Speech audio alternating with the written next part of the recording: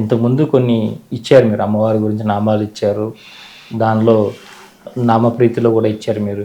కానీ ఈ శ్రీమన్నగర నాయక అంటే మణిదీప వర్ణన ఆల్రెడీ అవైలబుల్గా ఉంది కదా, అందరికి తెలిసే ఉంది కదా, మరి మీరు దీంట్లో కొత్తగా ఏమి ఇచ్చారు? యాక్చువల్గా శ్రీమన్నగర నాయక అనేది మనకి 56వ నామం.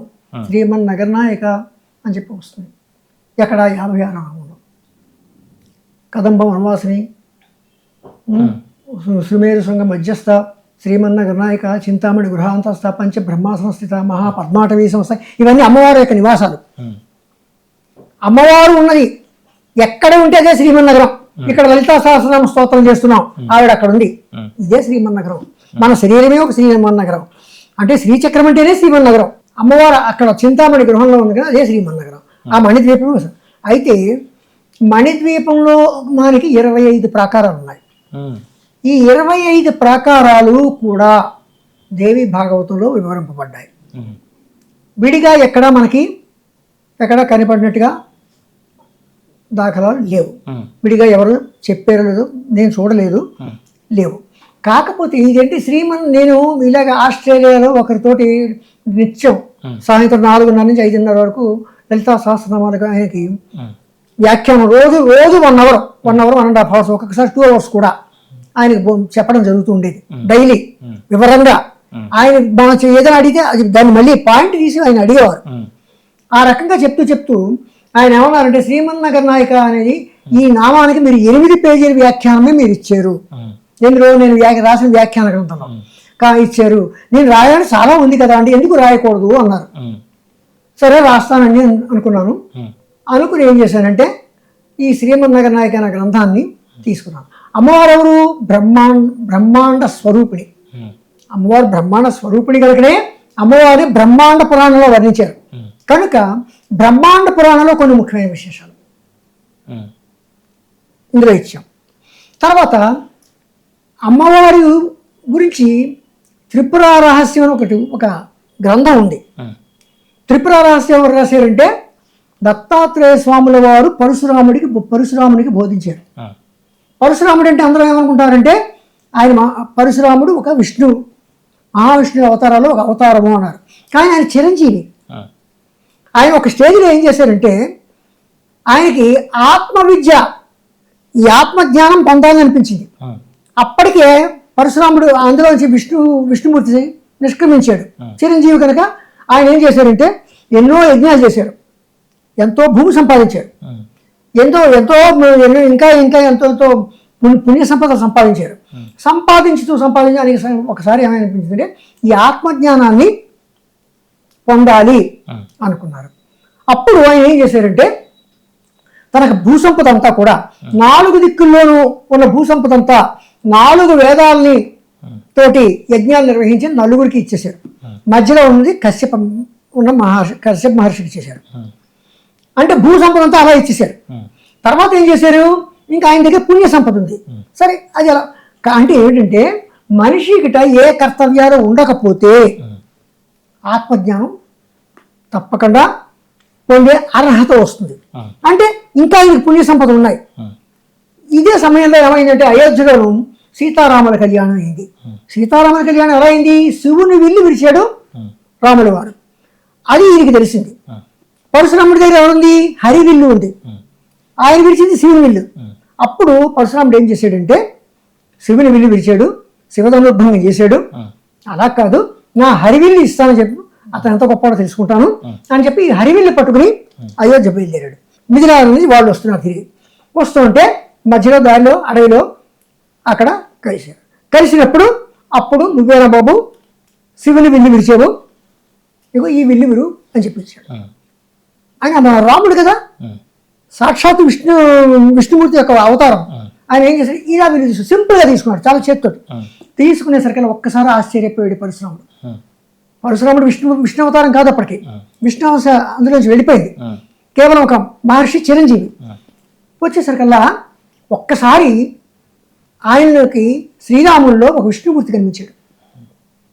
అప్పటికి రాముడు ఆ విల్లు పట్టుకుని బాణాన్ని ఎక్కిపెట్టాడు. ఏమన్నావు కదా ఇలా ఇస్తానని చెప్పి విల్లు ఎక్కిపెట్టాడు. అప్పుడు పరశురాముడు ఏం చేశాడే, స్వామి మీరు ఇప్పుడు బాణాన్ని ఎక్కువ పెట్టకండి, మీ బాణాన్ని తీసేయండి అన్నాడు. రాముని బాణానికి తిరుగులేదు. రాముని బాణం ముందుకు వెళ్తుంది తప్ప దానికి తిరోగమనం లేదు, వెనక్కి రాదు, మరలి రాదు. దీనికి ఏదో ఒకటి టార్గెట్ కావాలి, ఏదో ఒక గురి కావాలి. దేనిని కొట్టమంటో కొడతాను అని చెప్పి పరశురాముడిని అడిగాడు. నిన్ను కొట్టనా లేదా ఇంకెవరిని కొట్టను, చెప్పు, నువ్వే చెప్పావు కనుక నీకే నిన్నే కొడతాను రకంగా. అప్పుడు అలా కాదు స్వామి, నేను ఇంకా చేయవలసిన పనులు చాలా ఉన్నాయి, నేను చిరంజీవిని, నాకు కావాల్సింది ఏంటంటే నేను సర్వసంగ పరిత్యాగి అన్నీ వదులుకోవాలి. నేను అన్ని భూసంపదలు అన్నీ వదిలేశాను. ఇప్పుడు నాలో పుణ్య సంపద ఉంది, నా పుణ్య సంపద నేను నీకు ఇస్తున్నా కొట్టాను. అక్కడతోటి పరశురాముడు ఒక మామూలు. అప్పుడు ఆత్మజ్ఞానం కోసం ఆయన వెళుతూ ఒక మంచి గురువుని మనం వెతుక్కుంటామండి. గురువు మన కోసం రాడు. ఆయన వెతుక్కుంటూ వెళుతుంటే ఒక చోట ఒక పిచ్చివాడు రాళ్ళు విసురుతున్నాడు, అరుస్తున్నాడు, గెంతుతున్నాడు, చెప్పిన జుట్టు కానీ మంచి దేదీప్యమైన తేజస్సు కనబడుతుంది. పరశురాముడికి తెలిసింది ఆ సంగతి. ఈయన ఆల్రెడీ మహర్షి, ఈయన ఒక పెద్ద అప్పటికే మంచి జ్ఞానం సంపాదించినవాడు, కానీ ఇంకా ఆత్మజ్ఞానం కావాలి. అంచేత ఏం చేశాడు పరశురాముడు, ఆయనలో ఒక దివ్యమైన ఒక మూర్తిని కనిపిస్తున్నాడు, ఒక తేజస్సుతోటి. స్వామి మీరు ఎవరో కాదు, మీరు మహా జ్ఞాన సంపన్నులు, మీరు ఎవరో చెప్పండి అన్నాడు. అప్పుడు అతను అన్నాడు, నా పేరు కావాలా, శరీరానికి ఉన్న పేరు కావాలా, నాలో ఉన్న ఆత్మకి గల పేరు కావాలా అని అడిగాను. చెప్పండి స్వామి, ఏదో ఒకటి చెప్పండి. అప్పుడు నా పేరు సంపర్తుడు, మా గురువు దత్తాత్రేయుల వారు, నేను దత్తాత్రేయుల వారి దగ్గర జ్ఞానాన్ని పొందాను. ఇప్పుడు నేను కర్తవ్యాలన్నీ వదిలేశాను. కర్తవ్యం ఉంటే మనిషికి ఆత్మజ్ఞానం దొరకదు, అంచేత ఆ కర్తవ్యాన్ని కూడా వదిలేశాను నేను. స్వామి మీరే నాకు గురువు అన్నాడు. నేను కాదు గురువు, మీరు హిమాలయాల్లో దత్తాత్రేయ స్వాముల వారు ఉన్నారు. అప్పుడు ఈతను ఈ సమర్థన చెప్పిన ప్రకారం హిమాలయాల్లోకి వెళ్ళాడు. ఎవరు? పరశురాముడు. లోపలికి వెళ్ళడం జరిగింది. అక్కడ దత్తాత్రేయ వారు ఎలా కూర్చున్నారు, ఊళ్ళో ఒక స్త్రీ ఉంది, ఒక అందమైన స్త్రీ. ఒక స్త్రీ మధు ఇస్తుంది, ఒక స్త్రీ ఎదురుగా నృత్యం చేస్తుంది, ఒక స్త్రీ ఈయనతో సరసాలాడుతోంది. అప్పుడు దత్తాత్రేయుల వారు ఏం చేశారు, అప్పటికే తెలుసు పరశురాముడు తన దగ్గరికి వస్తాడు అని చెప్పి, రా పరశురామ నీ గురించే చూస్తున్నాను అన్నాడు. నువ్వు వస్తున్నావు, ఎందుకు వస్తున్నావు నాకు తెలుసు, నా దగ్గర నీకేం జ్ఞానం లభిస్తుంది, నువ్వు సర్వసంగ పరిత్యాగివి, నేను ఏమి మొదలలేదు, ఇగో నలుగురు ఉన్నారు నా దగ్గర, ఈ నలుగురితో నేను క్రీడిస్తున్నాను, నేనేం నీకు చెప్పగలను అన్నాడు. అంటే అప్పుడు అన్నాడు, మీకు అవన్నీ ఏమి అంటావు స్వామి, మీకు ఏవి అంటవు, మీరు నాకు ఆత్మజ్ఞానాన్ని బోధించాలి అని చెప్పాను. ఆత్మజ్ఞానం అంటే ఏమిటి అని అడిగాడు. ఆత్మజ్ఞానం అంటే అది మీరే చెప్తారు, నాకు ఏమీ తెలియదు, మీరు చెప్పాలి, నేను వింటాను అని చెప్పి అన్నాడు. ఇది ఏంటంటే త్రిపుర రహస్యం అనే ఒక గ్రంథం, ఐతరాయణుడు రాసిన త్రిపుర రహస్యం అనే గ్రంథంలో ఇది ఉంది. అప్పుడు పరశురాముల వారికి దత్తాత్రేయుల వారు బోధించారు, త్రిపుర రహస్యాన్ని బోధించారు. త్రిపుర రహస్యం అంటే ఏమిటి? అమ్మవారే, సాక్షాత్తు అమ్మవారే. కనుక ఈ గ్రంథంలో పరశురామ మహర్షి యొక్క చరిత్ర ఒక విష్ణాంశ సంభూతుడిగా కాకుండా, అందుకు ఈ గ్రంథంలో పరశురాముడు ఏ రకంగా అంటే ఇప్పుడు నేను చెప్పింది సింపుల్గా చెప్పాను, గ్రంథంలో వివరంగా ఇచ్చాను. ఆ పరశురాముడి చరిత్ర ఈ గ్రంథంలో ఇవ్వడానికి గల కారణం. తర్వాత యుగ ధర్మాలు, అష్టాదశ పురాణాలు, మనువులు, 14 మంది మనువులు, ఆ మనువుల యొక్క చరిత్ర, ఇవన్నీ ఎందుకు ఇచ్చారంటే బ్రహ్మాండానికి సంబంధించినవి. ఇవన్నీ బ్రహ్మాండ పురాణంలో ఉన్న కొన్ని ముఖ్యమైన విశేషాలు కనుక ఇందులో ఇవ్వాల్సి వచ్చింది. అంటే ఏంటి, బ్రహ్మాండ పురాణంలో గల విశేషాలన్నీ కూడా ఇందులో సమర్పించవలసి వచ్చింది. పరశురాముడు సాక్షాత్తు అమ్మవారి యొక్క త్రిపుర రహస్యం, అమ్మవారి యొక్క గురించి తెలుసుకున్నాడు కనుక ఆ త్రిపుర రహస్యం అనే ఒక విద్యని ఉపదేశింపబడ్డాడు కనుక ఆ త్రిపుర రహస్యం ఇందులో ఇచ్చానండి. ఇది ఇస్తూ 25 ప్రాకారాల మణిద్వీపము,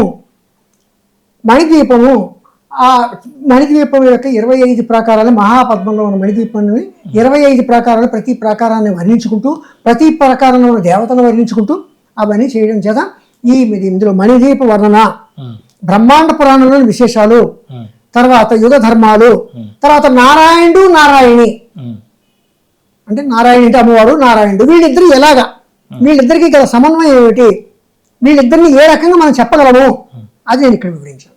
నారాయణుడు, నారాయణి ఎవరు అనేది అది బోధించాను.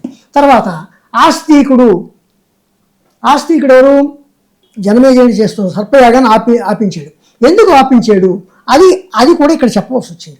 ఎందుకంటే అక్కడ సర్పజాతికి మానవ హెచ్చరిక ఒకటి ఇచ్చారు. ఆ హెచ్చరికను ఇందులో ఇచ్చాను. అంటే పరీక్షిత్ మహారాజ్ అంటే పరీక్షిత్ మహారాజు కుమారుడు జన్మేజయుడు. పరీక్షిత్ మహారాజు ఏమవుతాడు, ఒకసారి అడవికి వేటకెళ్తాడు. వేటకెళ్ళిన తర్వాత అక్కడ దాహం వేస్తుంది. దాహం వేస్తే ఒక ముని ఆశ్రమంలో వెళ్తాడు. ముని ఏమో తపస్సు చేసుకుంటుంటే ఆయన్ని అడిగాడు. ఆయన కళ్ళు తెరవలేదు, దీక్షలో ఉన్నాడు కానీ కళ్ళు తెరవలేదు. అప్పుడు ఆయనకి కొంచెం రాజు కదా అహంకారంతో అక్కడే చనిపోయిన పాముని మెడలో వేస్తాడు. అప్పుడు ఆ మెడలో వేస్తే ఆ ముని కుమారుడు శప్పించాడు. ఎవరైతే నా తండ్రి మీద చనిపోయిన పాముని వేశారో అతను వారం రోజుల్లో పాము సర్పదంశుడై చనిపోవాలి అని చెప్పి శప్పించాడు. ఆ ముని శాపం వల్లనే ఆ పరీక్ష మహారాజు చనిపోయాడు. కానీ ఆ వారం రోజుల్లోనూ ఆయన పుణ్యకథలన్నీ కూడా వింటూ భాగవతాన్ని కూడా సప్తాహం, అందుకే భాగవత సప్తాహం నేడు చేస్తున్నాం. ఆ భాగవత సప్తాహం కూడా చెప్పించుకున్నాడు సుఖ మహర్షి. అందుకని ఆ యాగాన్ని ఆపాలని కోసమని ఆస్తికుడు ఒక్కడే యాగాన్ని ఆపగలడు. ఎందుకు జరత్కారువు అనే ఒక నాగకన్యకి జరత్కారు అనే మహర్షికి పుట్టినవాడు ఆస్తికుడు కారణజన్ముడు. కనుక ఈ సంబంధం ఇక్కడ వచ్చింది. ఇది బ్రహ్మాండ పురాణంలో ఒక విశేషం. కనుక ఇది కూడా ఈ ఆస్తికుని యొక్క కూడా ఆస్తిక వృత్తాంతం కూడా ఇందులో ఇవ్వడానికి గల ముఖ్యమైన కారణం. అంటే నేను చెప్పిన దానికన్నా ఇంత చాలా అత్యంత రమణీయంగా వివరించుకుంటూ వచ్చాడు. అది ఆస్తికుని యొక్క కథ. ఆస్తిక ప్రార్థనము అని ఒకటి. అలాగా ఇవన్నీ ఇచ్చి 25 ప్రాకారాలు వర్ణించి ఖడ్గమాల సాధారణంగా మనం చేస్తున్నది ఏంటి, ఒక రకమైన ఖడ్గమాల. తర్వాత శృంగేరి గురువులు 12వ పీఠాధిపతి చెప్పింది ఆ రకమైన ఖడ్గమాల. 2 రకాల ఖడ్గమాల ఇందులో వివరించారు. ఇందులో ఏమొస్తుంది, గురువులు, ఇందులో గురుమండలం వస్తుంది. అసలు గురుమండలం అనేది ఏర్పడ్డానికి కూడా శ్రీచక్రం అంతా అమ్మవారు ఉద్భవం చేస్తే అప్పుడు పరమశివుడు అక్కడ కూర్చున్నాడు. పరమశివుడిని అడిగింది, ఏంటి అలా కూర్చుని చూస్తున్నావు, నువ్వేం చేయవా అని అన్నాడు ఒకసారి. అంతే, గురుమండలం ఒకసారి వచ్చేసింది.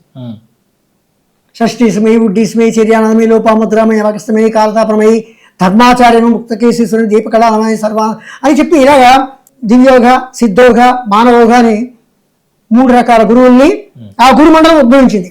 ఆ గురుమండలం కూడా ఉంది కనుకనే మనం ఖడ్గమాల్లో చెప్తాం.